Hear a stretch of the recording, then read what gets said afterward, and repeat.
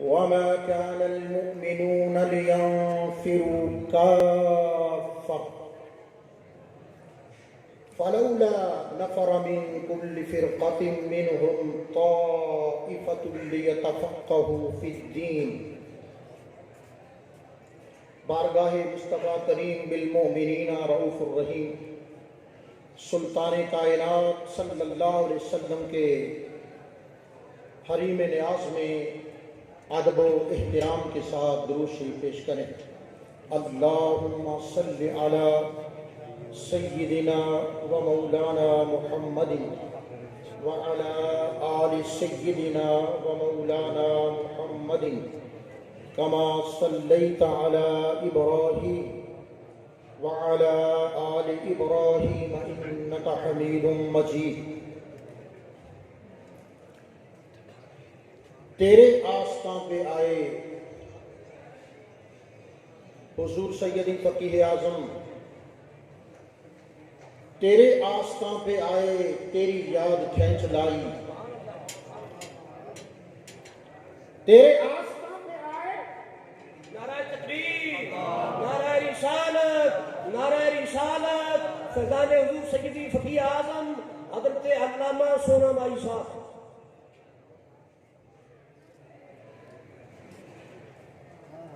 تیرے آستاں پہ آئے تیری یاد کھینچ لائی،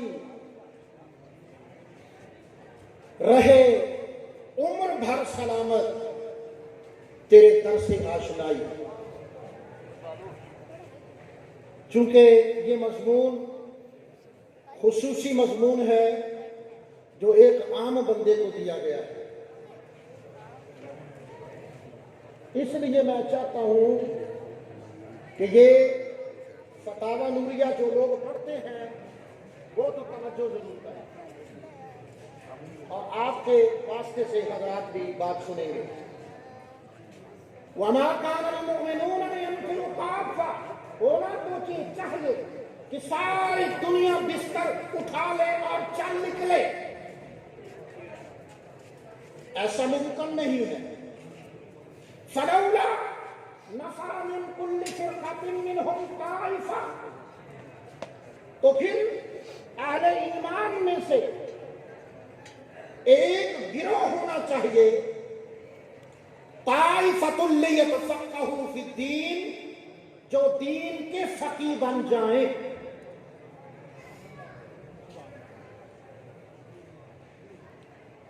تم میں سے ایک جماعت ہونی چاہیے، صحابہ میں سے، تابعین سے، اتباع تابعین سے، ائمہ احادیث سے، علماء سے، چشتیہ سے، نقشبندیوں سے، سہروردیوں سے، قادریوں سے، ہر دور میں، عجم میں بھی، عرب میں بھی۔ طائفۃ لیتفقہوا فی الدین، جو دین کی فقاہت حاصل کریں۔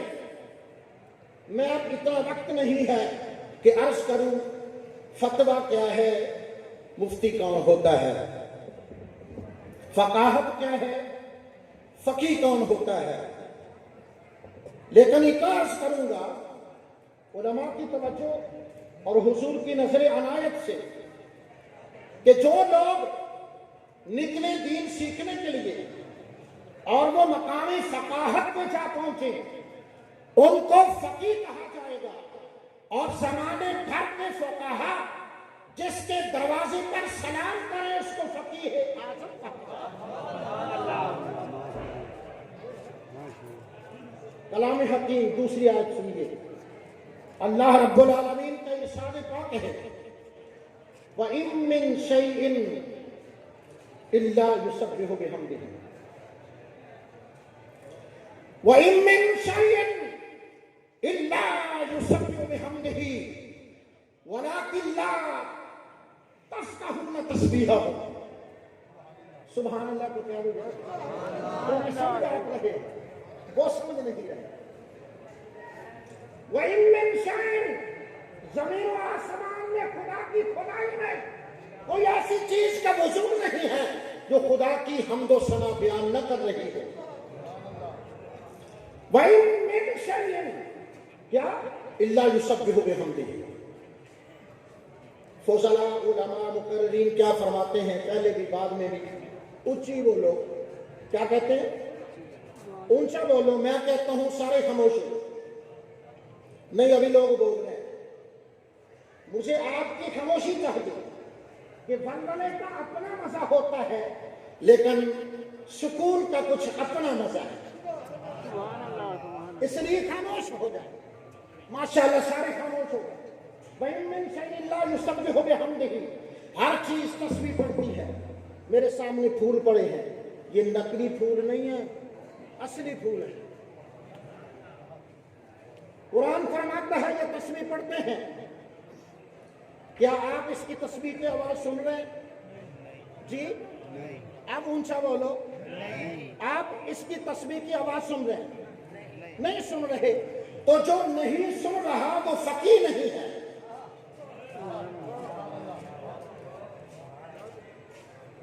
جو نہیں سن رہا وہ فقیہ نہیں ہے. فقیہ کون ہوگا؟ جو غیبی آوازوں کو سنے، غیبی علم کے خزانوں تک پہنچے، غیب تک جس کی رسائی ہو وہ فقیہ ہوتا ہے. اور زمانے بھر کے ایسے مقام پہ فائز ہونے والے جس کے در کا پانی بھرے وہ فقیہ ہے.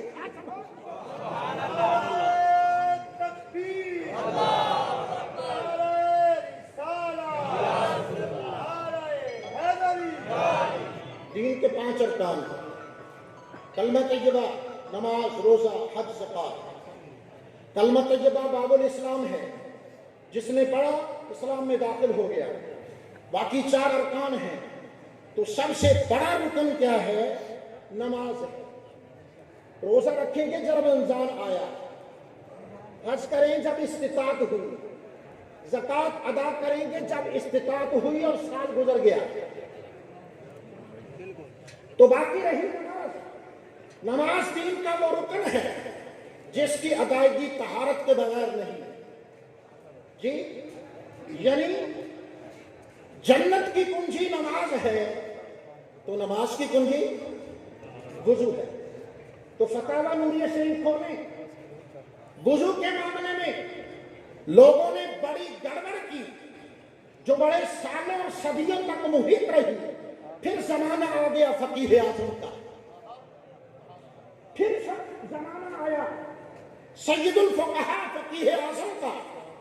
مسئلہ یہ تھا کہ لوگ کہتے تھے وضو میں پاؤں کا مسح کیا جائے. وَأَرْجُلَكُمْ وَأَرْجُلِكُمْ اس کی قراتوں میں لوگوں کو الجھاتے تھے. حضور سیدی فقیہ اعظم نے سمجھایا ارجلکم پڑھ لو یا ارجلکم ایک قرات کے مطابق پڑھو، لیکن اس کا عطف تو فاغسل وجوہکم پر ہی ہوگا. یہ تو علماء سمجھ رہے ہیں بات. لیکن حضور اس صرفی نامی باتوں میں عوام کو نہیں الجھاتے. آپ تو سیدھی سی بات کرتے ہیں کہ اللہ کے بندو اس میں تو سب کا اتحاد ہے کہ وضو میں چہرہ دھویا جاتا ہے. بولو نا، جو دھوتے ہیں تو وہ بولے یا اللہ. وضو میں چہرہ، ماشاءاللہ سارے دھوتے ہیں. وضو میں چہرہ اور وضو میں دونوں ہاتھوں کو کونیوں سمیت، اس پر بھی اتحاد ہے کہ دھویا جاتا ہے. تیسرا وضو کا فرض ہے سر کا مسح، تو اس پر بھی سب کا اتحاد ہے کہ سر کا مسح کیا جاتا ہے. سب کا اتحاد اور اتفاق ہے کہ دونوں کو دھویا جاتا ہے، سب کا مسح کیا جاتا ہے. باقی رہے پاؤں. وضو کا آخری فرض کہ پاؤں کو دھوئیں یا نہ دھوئیں. حضور سیدی فقیہ اعظم نے اپنا فقیہ اعظم ہونا منوایا اور ارشاد فرمایا وضو کرنے والا خود اپنے پاؤں کو دیکھ لے، اگر وہ کچھ نہیں پہنا ہوا، اگر خفیں نہیں پہنی ہوئی تو وہ دھو لے، اگر خفیں نہیں پہنی ہوئی ہے تو پھر مسح کر لے. آپ نے اس پر 63 دلائل عطا فرمائے. 63 دلائل. 63 دلائل سے آپ نے یہ ثابت کیا. حضرات مسجد کا کچھ حصہ نکال کے باہر کرتے ہیں کہ نئی مسجد ذرا صحیح سیدھا ہو جائے. حضور فقیہ اعظم رحمۃ اللہ علیہ کے پاس یہ مسئلہ آتا ہے. آپ نے قرآن مجید کی 4 آیات کو اپنے موقف کی بنیاد بنائی. 4 قرآن آیات سے آپ نے ثابت کیا کہ یہ جائز نہیں ہے کہ کسی زمانے میں زمین کا کچھ حصہ مسجد میں ہو اور نئی مسجد بنانے کے لیے اپنے انتظام کو خوب کرنے کے لیے آپ مسجد کو کچھ حصہ چھوڑ دیں اور اس کو سیدھا صحیح کر لیں. اس پر حضور فقیہ اعظم نے الحمدللہ 4 قرآن آیات کو اپنے موقف کی بنیاد بنایا. اس پر حضور سیدی فقیہ اعظم نے فتویٰ دیا. آخر میں ایک بات عرض کروں گا کہ کسی غیر مسلم شخص نے یا کسی غیر مسلم ادارے نے، کمپنی نے، تنظیم نے چاہا کہ ہم اپنے مسلمان ملازمین کے لیے مسجد تعمیر کریں. یہ مسئلہ چلتا چلتا ملتان آیا. ہمارے مرکز ہے ماشاءاللہ، وہاں آیا. وہاں کے مفتی صاحب نے یہ فتویٰ دے دیا کہ یہ جائز ہے. بولو یہ کیا ہے؟ یہ جائز ہے. کار خیر ہے، ملازمین کا حق ہے، ان کو ان کے مذہب کے مطابق عبادت کرنے کا موقع دے رہے ہیں، بڑی اچھی بات ہے. اور حد یہ ہے کہ اس فتوے پر 7 مفتیان کرام نے اپنے سین بھی کر دیے اور مہریں بھی لگا دی. یعنی بات پکی ہونے میں کوئی کسر نہیں چھوڑی انہوں نے. اور یہ مسئلہ چلتا ہوا جب در فقیہ اعظم پر آیا تو حضور سیدی فقیہ اعظم رحمت اللہ علیہ نے منع فرمایا اس سے کہ یہ نہیں ہو سکتا، اور اس پر قرآنی دلائل عطا فرمائے. ان المساجد للہ ما کان للمشرکین ان یعمروا مساجد اللہ انما یعمر مساجد اللہ من آمن باللہ والیوم الآخر. حضور سیدی فقیہ اعظم رحمت اللہ علیہ کا شان منفرد ہے. ہم دعا کرتے ہیں اللہ رب العزت جل جلالہ و عم نوالہ یہ در فقاہت سے ہماری جو لو ہے یہ قیامت تک ہم وابستہ رہیں اور فیض پاتے رہیں. وصلی اللہ تعالی علی نبینا سیدنا و شفیعنا محمد و آلہ و اصحابہ اجمعین.